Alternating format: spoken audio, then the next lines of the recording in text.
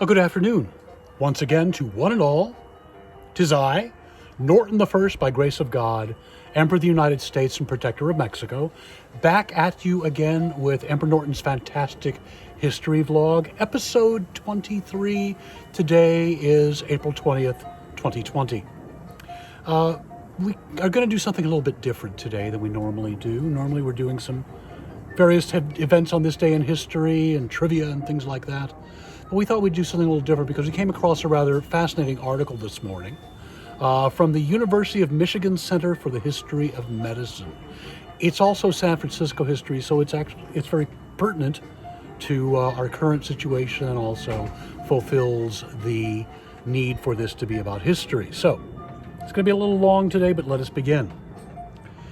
In 1918, there was an anti-mask league in San Francisco which objected to wearing masks to prevent the spread of influenza. They held meetings of thousands of maskless people. San Francisco was ultimately one of the cities that suffered most from the Spanish influenza pandemic. As in every city, it is impossible to know just how the first case of influenza was contracted in San Francisco, according to contemporary newspaper reports. However, a local man who had returned to his home after a recent trip to Chicago brought the disease to San Francisco.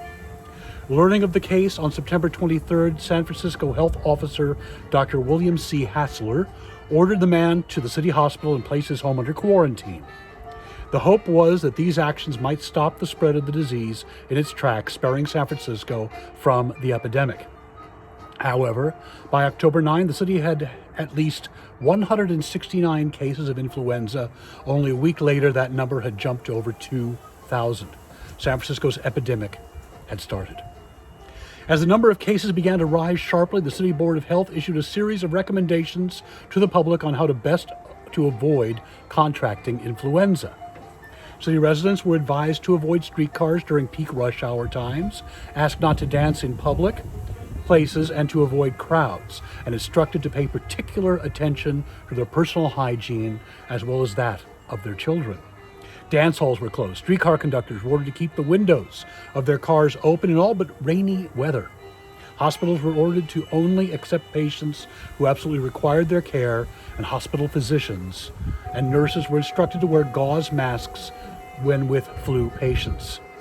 As in nearly every other American city, the need for nurses was severe, and the board made the call for volunteers and for those existing nurses to put in extra hours each day until the epidemic subsided.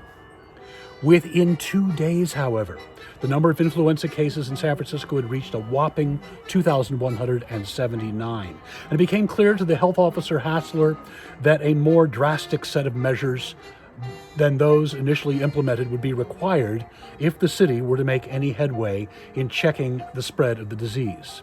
On the evening of October 17, Mayor James Rolfe met with Hassler, members of the Board of Health, the Red Cross, the Army and the Navy, the United States Public Health Service, the United States Shipping Board, and the theater, movie house, and other amusement place owners to discuss the growing epidemic and the possibility of issuing a closure order.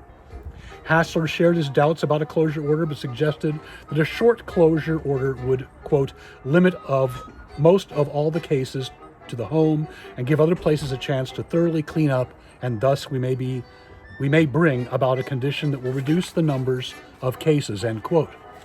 Several in attendance felt that the general closure order would induce panic in the people, would be costly, and would not stop the spread of the epidemic. Theater owners and dance hall operators supported the closure order, hoping that it would bring a quick end to the epidemic that was already causing a drastic reduction in revenue. One owner estimated that his receipts had fallen off 40% since the start of the epidemic. After some discussion, the Board of Health voted to close all places of public amusement, ban all lodge meetings, close all public and private schools, and to prohibit all dances and other social gatherings effective 1 a.m. on Friday, October 18 of that year. The board did not close churches, but instead recommended that services and socials be either discontinued during the epidemic or held in the open air. City police were given a list of restrictions and directed to ensure compliance with the order. The Liberty Loan Drive, always the concern of citizens as they tried to outdo other cities in fundraising, would be allowed to continue by permit, as would all public meetings. Despite the closure order and gathering ban, the centerpiece of San Francisco's crusade against influenza was the face mask. Several other cities also mandated their use, and many more recommended them for private citizens, as well as for physicians, nurses, and attendants who cared for the ill. But it was San Francisco that pushed for the early and widespread use of masks as a way to prevent the spread of the dread malady. On October 18, the day that the other health measures went into effect, Hassler ordered that all barbers wear masks while with customers, and recommended clerks who came into contact with the general public also don them. The next day, Hassler added hotel and rooming house employees, bank tellers, druggists, store clerks, and any other person serving the public to the list of those required to wear the masks. Citizens were again strongly urged to wear masks while in public. On October 21st, the Board of Health met and issued a strong recommendation to all residents to wear a mask while in public. The wearing of a mask immediately became a symbol of wartime patriotism. A Red Cross public service announcement stated bluntly, "The man or woman or child who will not wear a mask now is a dangerous slacker," calling into question the patriotism of those who refused. The local labor council issued a warning that no members would be allowed to work unless they wore a mask. Mayor Rolfe told the public that, quote, "conscience, patriotism, and self-protection demand immediate and rigid compliance," unquote, with the mask order. California Governor William Stevens echoed this language a day later with his own public service announcement telling Californians that it was, quote, "patriotic duty for every American citizen to wear a mask, a duty which each citizen can easily perform to our country and our state," unquote, in a campaign against influenza that might be fought. By drawing on the rhetoric and imagery of the war effort and the heavy-handed patriotism that went along with it, city and health officials hoped to engage, if not outright bully residents into compliance. It may have worked for most residents, but there were still many who refused to wear a mask. Hassler and Mayor Rolfe therefore moved to make wearing a mask in public mandatory. They asked the Board of Supervisors to pass a mandatory mask ordinance as quickly as possible so that the city could prevent half or more of the serious sickness and death which are now confronted. There were still people, they stated, who, quote, "through failure to realize the seriousness of the menacing disease or possibly through capriciousness or disregard of public health, were not taking the recommendations seriously," unquote. The ordinance was drafted by the city attorney's office to ensure its legality and quickly passed. Starting October 25th, every resident and visitor of San Francisco would be required to wear a mask while in public or when in a group of 2 or more people except at mealtime. Don't forget, this is 1918 we're talking about. Both city officials and local newspapers reported widespread compliance with the mask order, estimating that 4 out of 5 people were wearing their mask in public even before the ordinance was passed. Unfortunately, many of the masks were constructed of dubious materials, even more porous and ineffective than the standard surgical gauze most often used. Health officials and various mask experts, that's in quotes, touted the effectiveness of all sorts of materials. Woods Hutchinson, a New York-based physician who traveled the country in the fall of 1918, espousing the virtues of the face mask as a means of preventing the spread of influenza, told newspaper reporters in late October that masks had been effective in the East and that, quote, "chiffon veils for women and children had been as satisfactory as the common gauze masks, as a way of enticing fashion-conscious women to don masks." As supplies of gauze masks ran low, the chairman of the San Francisco chapter of the American Red Cross suggested that women craft flu masks from linen. The San Francisco Chronicle described some city residents as wearing masks ranging from standard surgical gauze to creations resembling nose bags, from the Turkish-inspired muslin yashmak veil to flimsy chiffon coverings draped lazily over the mouth and nose. Some wore fearsome-looking machines, like extended muzzles, on their faces as they walked the streets and shopped in downtown stores. For city officials, the importance was not so much the specifics of the mask construction, but rather in compliance with the letter of the ordinance. While the vast majority of San Franciscans followed the mask order, police arrested 110 people on October 27 alone for failure to either wear or keep their masks properly adjusted. Each was charged with disturbing the peace, and the majority given a $5 fine, with the money to go to the Red Cross. 9 unfortunate souls arraigned before one particular judge were sentenced to short terms in the county jail. The next day, another group of 50 violators were arrested. 5 were sent to jail, and 7 others were given fines of $10 apiece. Arrests continued in the following days, with the majority receiving small fines and a few being sentenced to a few days in jail. As the city chief of police later told reporters, if too many residents were arrested and given jail terms for failure to wear their flu mask, he would quickly run out of space in his cells. As the days rolled on and more arrests were made, the city jail did become rather crowded, and police justices were forced to work well into the evenings and on Sundays to clear the cases.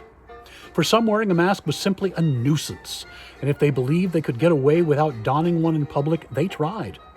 Others may simply have been among those unfortunate enough to be caught during a momentary lapse or when they thought no one would notice. This was especially the case for commuters who passed through San Francisco, many of whom were caught with their masks dangling from their chins while they enjoyed a morning pipe on the ferry. One such gentleman caught by police explained that he was director of the Crocker Woolworth Bank and I have to hurry to open the vault. To ensure that there would be no excuses, the Red Cross set up a stand at the ferry building to sell masks to those who did not have them for their commute. Most of these cases were dismissed with a stern reprimand and a promise by the offender to be more vigilant in the future. While most residents caught without a mask were simply forgetful or minor transgressors, some harbored deep resentment over being forced to wear a mask while in public and made it a point to scoff the law. And this is where we come to what we saw this weekend in those many protests. One woman, a downtown attorney, argued to Mayor Rolfe that the mask ordinance was absolutely unconstitutional because it was not legally enacted, and that as a result, every police officer who arrested a mask scofflaw was personally liable. Meanwhile, the epidemic continued to grind on, although the number of new reported cases had begun to decline. By the end of October, San Francisco had experienced a total of 20,000 cases of influenza with over 1,000 deaths. Still, the situation had improved enough for Hassler to recommend reopening the city. On November 13, the Board of Health voted to lift various bans starting on Saturday, November 16. Due to the high numbers of cases still being experienced in the Mission District and the North Ends, theaters were kept closed for an additional week. All across the city, masks had to be worn by every patron of every theater, and the order to wear masks had to be shown on screen before each performance. Hotels and restaurants could continue their musical entertainment, but no dancing was allowed. Schools did not reopen until November 25th. In a double blow to children, holiday break was shortened, and the school day extended by 20 minutes in elementary schools and 45 minutes in high schools. After having been starved of most entertainment outlets for a month, San Franciscans packed the city's theaters, movie houses, and sports arenas. On the first day they were allowed to reopen their doors, the downtown theaters all held charity performances with proceeds going to the United War Work campaign. The Orpheum sold out all of its shows as Roscoe Fatty Arbuckle, a frequenter of San Francisco and an acquaintance of Mayor Rolfe, made an appearance, and influential San Francisco banker and son of 49er William H. Crocker donated $500. The Hippodrome was at capacity all day, and both the Alcazar and the Curran opened to similarly full houses. At the Civic Auditorium, the boxing crowd gathered to watch Fred Fulton win an easy decision over Willie Meehan. In attendance were several notable sporting men of the city, including several supervisors, a congressman, a justice, a Navy Rear Admiral, Mayor Rolfe, and Health Officer Hassler. The men were so easily identified because none was wearing a mask, as required by law. All were caught on film by a police photographer who sent copies of the prints to his chief for further action. Hassler paid a $5 fine on the spot, admitting that his mask may have dropped a bit while he was smoking a cigar. Several days later, Mayor Rolfe was shown a photograph of his unmasked visage and fined $50 by his own police chief. At noon on November 21st, San Franciscans simultaneously removed their masks as a whistle blow sounded across the city, the result of Mayor Rolfe's annulment of the ordinance the previous day. Requests by the health department to conserve gauze amounted to little as residents joyously ripped the hated masks from their faces and unceremoniously tossed them into the streets. As the Chronicle aptly described the scene, the sidewalks and runnels were strewn with the relics of a torturous month. The order to hold fast until noon was taken seriously, as one man found out when he tried to blow his unmasked nose just seconds before noon, only to be yelled at by a nearby police officer to "Cover your mouth, mister!" The celebrations were unfortunately short-lived. On December 7, Mayor Rolfe, after being informed by Hassler of a slight recurrence of the disease, publicly declared that influenza was once again epidemic in San Francisco and requested that residents once again don their masks. Hassler believed that the epidemic had been stamped out and the new cases were the result of infectious outsiders from other parts of the state entering San Francisco.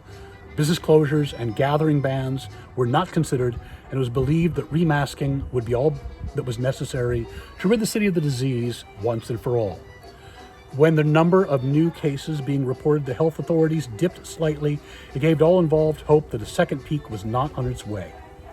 Hassler and the Board of Supervisors and a small committee of representatives from the business community met and decided that a second mandatory mask order was not necessary, for the time being but that citizens be warned to voluntarily wear masks.